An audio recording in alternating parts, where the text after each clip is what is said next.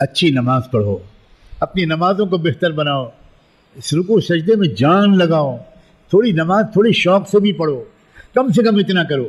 اب میری بات غور سے سننا، ہر نماز کے شروع کرنے سے پہلے، ہر نماز سے پہلے چپکے سے یہ دعا مانگ لو کہ اللہ اچھی نماز پڑھنے کی توفیق دے دی۔ بس اتنی آسان بات بتا رہا ہوں، اے اللہ اچھی نماز پڑھنے کی توفیق دے دیجیے۔